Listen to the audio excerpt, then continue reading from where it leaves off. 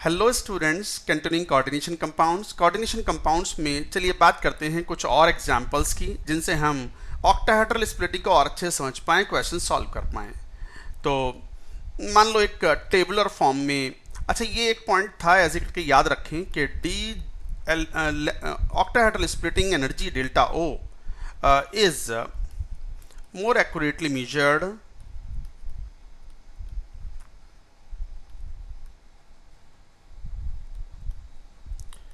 with D1 configuration। ये point मैंने indicate किया था पहले बट लिखवाया नहीं था। तो फॉर एग्जांपल जैसे टाइटेनियम का कॉम्प्लेक्स ले लो विद वाटर,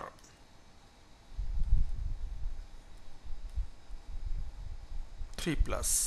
तो टाइटेनियम तो 3+ है यहाँ सेंट्रल एटम, उसमें कॉन्फ़िगरेशन 3D1 है। तो 3D1 में जो कॉन्फ़िगरेशन होगा वो ऐसा आएगा T2G 100 EG 00। वो कैसे, मान लो ये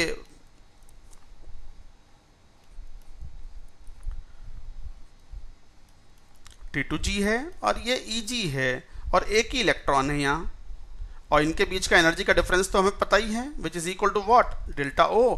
अगर एनर्जी मिलेगी, मान लो लाइट स्ट्राइक करती है ऑन दिस कंपाउंड, तो after absorbing a certain wavelength of the light, electron of T2G will jump into EG। भाई ये एक तरीके से इसके लिए हो गया HOMO orbital and this is LUMO orbital.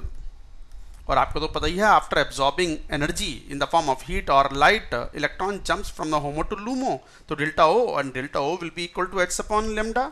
So this lambda can be more accurately measured और this lambda can be determined experimentally, और वहां से लैम्डा ओ कैलकुलेट कर सकते हैं। वाई D1 सिस्टम, क्योंकि अगर एक और इलेक्ट्रॉन हुआ ना D2 या D3 या और, तो उन इलेक्ट्रॉन्स के आपस में जो इंटरेक्शंस होंगे उनकी वजह से कुछ ना कुछ वैल्यू चेंज हो जाएगी and we may not get the very accurate value. तो एक्यूरेटली अगर मेजर करना चाहते हैं then D1 system is always preferred. तो D1 configuration should be preferred. But चलो अब मैं मेन पॉइंट पे आता हूं। Let us take more examples of hybridization. एक टेबुलर फॉर्म में लेते हैं, जैसे इलेक्ट्रॉनिक कॉन्फ़िगरेशन DX। जैसे एग्जाम्पल्स उसके लिए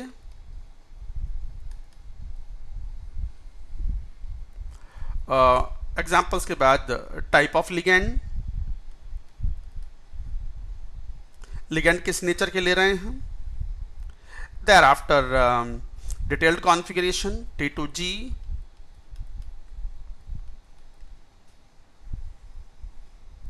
CFSC and hybridization.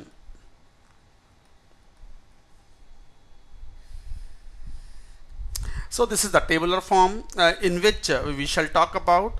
मान लो D0, D1, D2, D3 configuration, इनकी अगर बात करें तो इनमें तो कोई रोल ही नहीं है लिगेंड्स का। एग्जाम्पल्स तो जैसे स्कैंडियम 3+, मान लो 3D सीरीज की बात कर रहे हैं। अच्छा 4D 5D में मतलब 4D 5D में तो every ligand acts as a strong field ligand because of the high Z effective of 4D and 5D metals. तो scandium 3+, titanium 4+, like that, vanadium 5+ and so on, ligands का कोई role नहीं। T2G 000 EG 00, CFSE that is also 0। Hybridisation obviously जब अंदर वाले दो d orbital available हैं तो बाहर वाले इस्तेमाल नहीं होंगे। हाइब्रिडाइजेशन की थ्योरी का ये कॉन्सेप्ट है कि हाइब्रिडाइजेशन में वो एटॉमिक ऑर्बिटल काम में आते हैं या पार्ट लेते हैं which are of lower energy, so that hybrid orbitals अगर लोअर एनर्जी के होंगे तो बॉन्ड्स क्या बनेंगे, स्ट्रॉन्ग। तो इसका मतलब inner orbitals will be used and you will say D2sp3।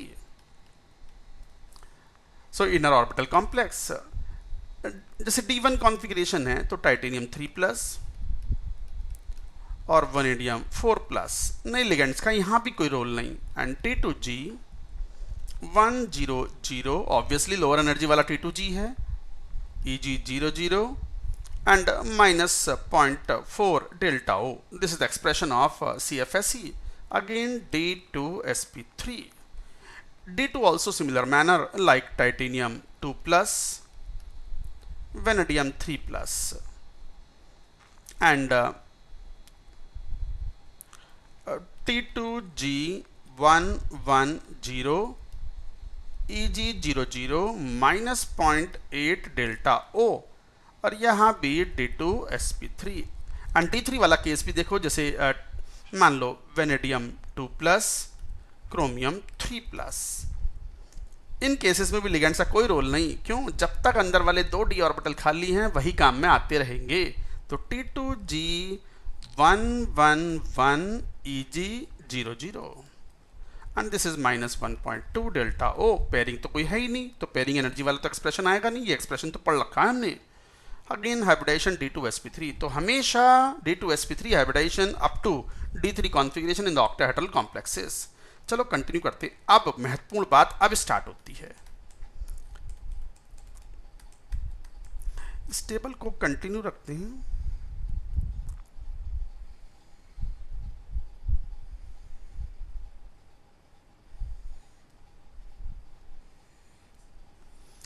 D4 configuration. D4 configuration जैसे क्रोमियम 2+ और मैंगनीज 3+। अब लिगेंड्स का रोल होगा वीक फील्ड लिगेंड के स्ट्रॉन्ग फील्ड लिगेंड। अगर वीक फील्ड लिगेंड है तो फिर डेल्टा O की वैल्यू कम होगी, तो fourth electron will be comfortable to jump into EG comfortably. तो कॉन्फ़िगरेशन क्या? T2G111। ये पढ़ चुके हैं सब हम, बस मैं तो एक्स्ट्रा केसेस ले रहा हूं फॉर द प्रैक्टिस। 10 ताकि इतनी सारी चीजें कैलकुलेट हों, हाइब्रिडाइजेशन ही बता पाओ। तो CFSC इज व्हाट? अब ये 3 4 12 और 6 minus 0.6 delta O। Calculation check कर लेना। अगेन अब अंदर वाले 2 d ऑर्बिटल खाली नहीं हैं, तो फिर हाइब्रिडाइजेशन की कौन सी पॉसिबिलिटी बचती है? या तो 2 ही पॉसिबिलिटी होती है, या तो T2sp3 या sp3d2। अब अंदर वाले 2 d खाली नहीं हैं, तो फिर कौन सा? sp3d2 outer orbital complex. But strong field ligand होगा तो वो इलेक्ट्रॉन अंदर पेयर अप हो जाएगा and the situation would be like this. T2G211 EG00। अब 4 इलेक्ट्रॉन गए हैं इनटू T2G, तो कितना हो गया? और एक एक्स्ट्रा पेयर भी बन गया। एक्स्ट्रा पेयर क्यों? क्योंकि 4 इलेक्ट्रॉन अगर डिजनरेट ऑर्बिटल्स में भरते तो एक भी पेयर नहीं बनता, और अभी एक पेयर बना है एक्चुअल लिगेंड फील्ड में, तो x की वैल्यू 1 हो गई। तो 4 16 minus 1.6 delta O plus 1p pairing energy and hybridization obviously D2sp3। इसे बोलेंगे इनर ऑर्बिटल कॉम्प्लेक्स के साथ साथ लो स्पिन कॉम्प्लेक्स। तो लो स्पिन कॉम्प्लेक्स वहां टर्म यूज करते हैं जहां पर हाई स्पिन और लो स्पिन पॉसिबिलिटीज दोनों ही हों। D5 जैसे मान लो मैंगनीज 2+, आयरन 3+। यहां भी वीक फील्ड लिगेंड और स्ट्रॉन्ग फील्ड लिगेंड का प्रभाव आएगा। वीक फील्ड लिगेंड में T2G111 EG11 and CFSE is what? 0। Cancel out हो गया इफेक्ट, कैंसिल आउट हो गया इफेक्ट। तो no CFSE released and hybridization will be sp3d2। But strong field ligand में अंदर पेयरिंग होगी तो क्या होगा? T2G221 EG00। अकॉर्डिंगली 5 इलेक्ट्रॉन गए हैं और 2 पेयर बने हैं। एक दोनों एक्स्ट्रा पेयर्स हैं, क्योंकि 5 इलेक्ट्रॉन अगर डीजनरेट ऑर्बिटल्स में भरते तो एक भी पेयर नहीं बनता as per the hunts rule. But अभी 2 पेयर बने हैं, तो अकॉर्डिंगली 5 चौक 20 minus 2 delta O 2.0 delta O plus कितने pair? 2 pair 2p is formed. 2 extra pairs are there. So this situation would make it hybridization T2sp3। इसे भी बोलेंगे लो spin complex, क्योंकि पेयरिंग होने की वजह से नंबर ऑफ अनपेयर्ड इलेक्ट्रॉन घट गए हैं, स्पिन की वैल्यू घट चुकी है।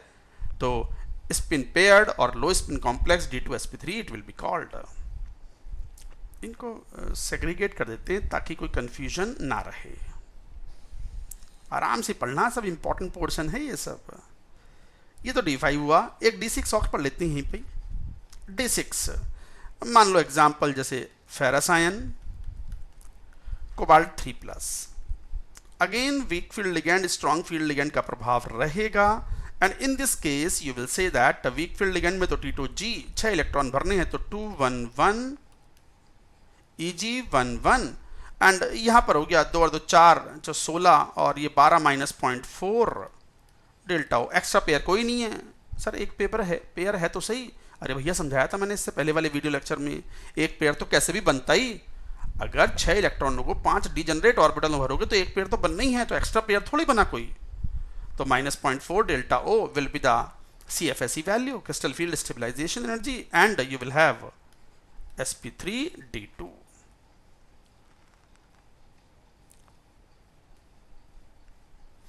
स्ट्रॉन्ग फील्ड लिगेंड में क्या होगा, पेयरिंग हो जाएगी T2G 222 EG00 and this will be, देखो 6 इलेक्ट्रॉनों में एक पेयर तो बनता, अभी 3 पेयर बने हैं तो 2 एक्स्ट्रा पेयर बने हैं, और साथ में 6 electron 24 - 2.4 delta O plus 2 extra pairs, and the hybridization will be D2 sp3.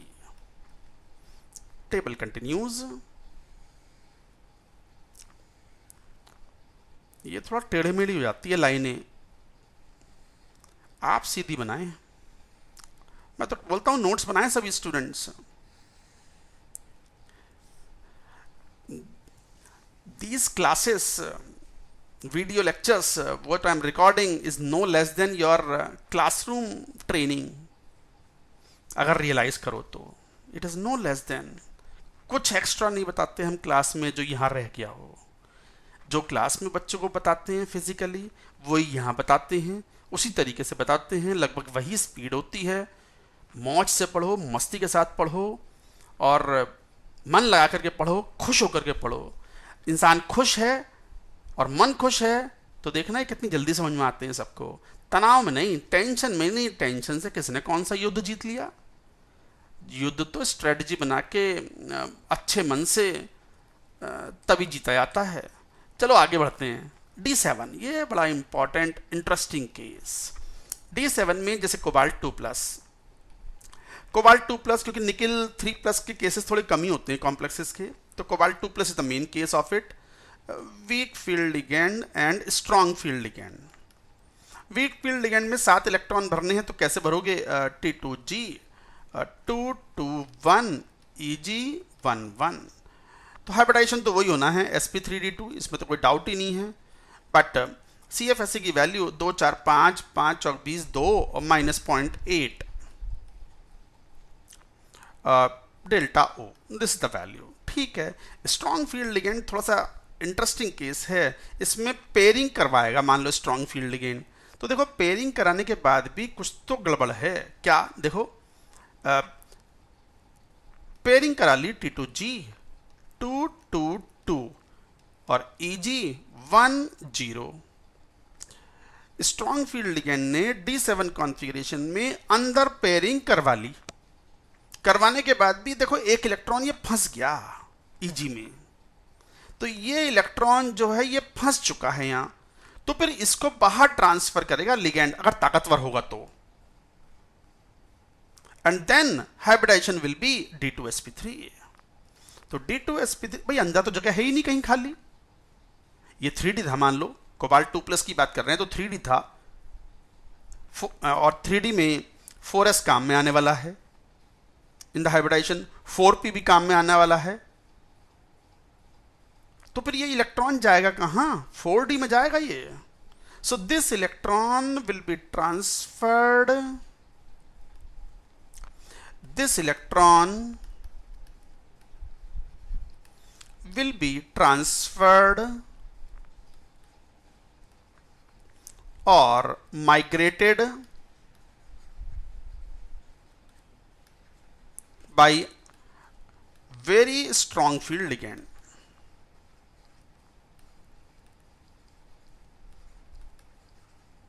अगर बहुत स्ट्रॉन्ग फील्ड लिगेंड होगा ना, जैसे साइनाइड आयन या CO जैसा, हल्के फुल्के की बात नहीं, बस की बात नहीं है। भले स्ट्रॉन्ग फील्ड लिगेंड अमोनिया भी मुश्किल से ही कर पाएगा। अमोनिया कॉपर 2+ के साथ तो कर पाता है, मगर कोऑर्डिनेशन नंबर 6 में नहीं कर पाता वो भी। तो ये एक इलेक्ट्रॉन को बाहर ट्रांसफर किया, विल बी ट्रांसफर्ड और माइग्रेटेड बाय द स्ट्रॉन्ग। कहां ट्रांसफर होगा, ट्रांसफर्ड इन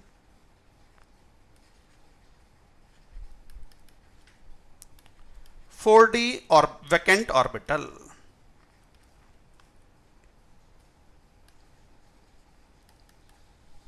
तो ये 4D में ट्रांसफर हो जाएगा, तब हाइब्रिडाइजेशन होगा D2sp3, तो इस इलेक्ट्रॉन को बाहर भेजना पड़ा। तो अब CFSE कितना हो गया, 2 4 6 6 चौक 24, और ये बाहर भी है तो भी हम इसका इन्फ्लुएंस उतना ही मान लेते हैं जितना कि वो EG में हो, हालांकि EG से थोड़ी ज़्यादा ही एनर्जी में होगा। अगर हमें क्वेश्चन में ये दे दिया जाए कि भाई how much of energy is required for the transference, तो वो भी ऐड करनी पड़ेगी हमें CFSE में। तो एक तरीके से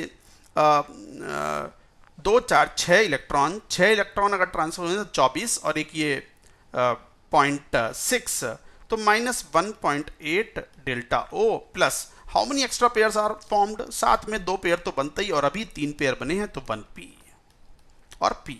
so this is the expression of the CFSE।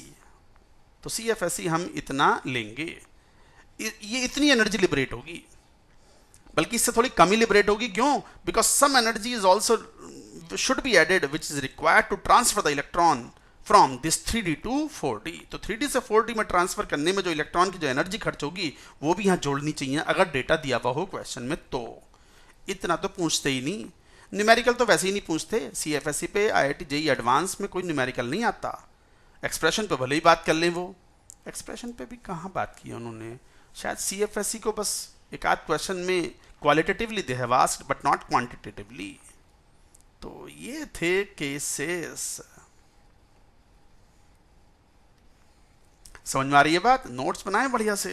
तो this electron will be transferred into 4D orbital from 3D to 4D। Vacant orbital में बाहरी ट्रांसफर होगा, अंदर ना है जगह खाली। समझ रहे हो ना बात को? तो हाइब्रिडाइजेशन विल बी D2sp3। तो D7 कॉन्फ़िगरेशन में एक चीज निकल के आ गई कि mostly hybridization will be sp3d2 outer orbital complex. Inner orbital complex जब ही हो पाएगा जब लिगेंड बहुत ही पावरफुल हो, जैसे साइनाइड या CO जैसा लिगेंड। हल्के फुल्के लिगेंड के बस की बात नहीं है, क्योंकि यहां लिगेंड को 2 काम करने पड़ गए। एक तो पेयरिंग करवाई उसने, उसमें काम एनर्जी खर्च हुई उसकी, और दूसरा एक इलेक्ट्रॉन को बाहर भी ट्रांसफर करवाया। तो ये काम किसी हल्के फुल्के का नहीं है लिगेंड का, बहुत ही मजबूत स्ट्रॉन्ग फील्ड लिगेंड होना चाहिए। तो मैंने एग्जांपल दिए भी हैं, देखो। इसका मतलब एक इलेक्ट्रॉन तो बाहर ट्रांसफर हो जाएगा, माइग्रेट करवा दिया जाएगा। 2 इलेक्ट्रॉन कभी माइग्रेट नहीं होंगे, चाहे कोई सा भी लिगेंड ले लो, चाहे वो CN-CO ही क्यों ना हो। तो नियम बना लो, up to D7 only there is a possibility of transference or migration of 1 electron outside. 2 electrons will never be transferred. इसका मतलब D8 कॉन्फ़िगरेशन में तो weak field ligand strong field ligand का कोई प्रभाव ही नहीं पड़ेगा। So let us take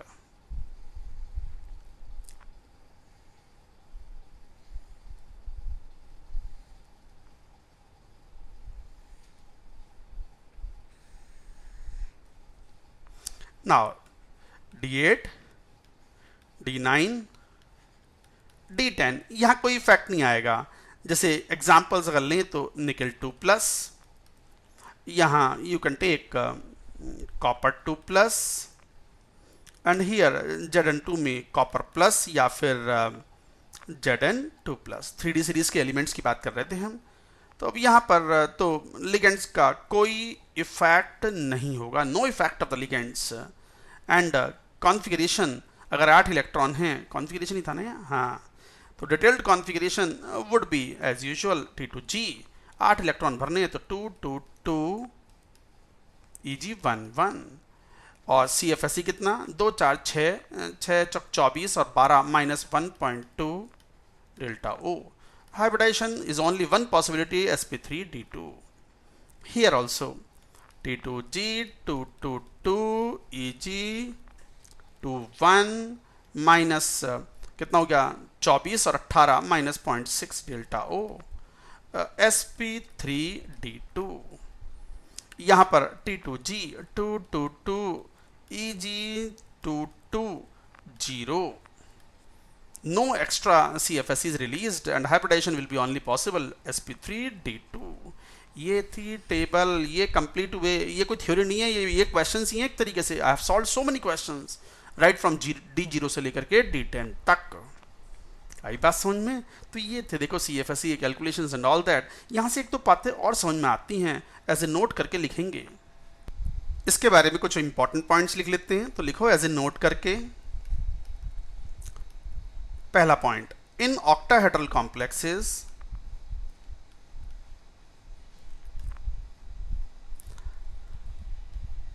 CN6 की बात कर रहे हैं हम, तो हमेशा याद रखो D1 से लेके D0 से लेकर के D3 तक सोचना ही नहीं है, always D2sp3 inner orbital complex.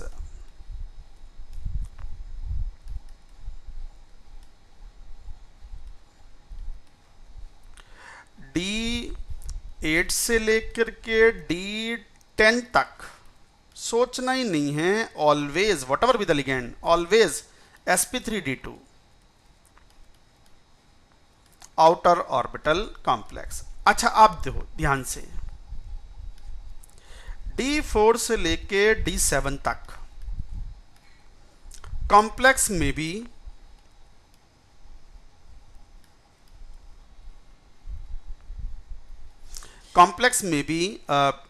D2sp3 और sp3d2 depending upon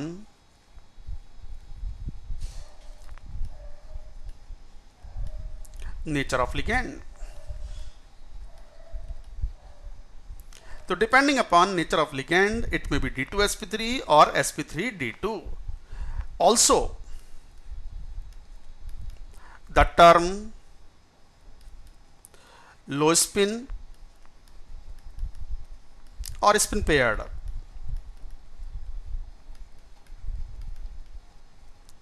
and high spin और spin free are defined only for D4 to D7 configuration, because both low spin and high spin possibilities are there. High spin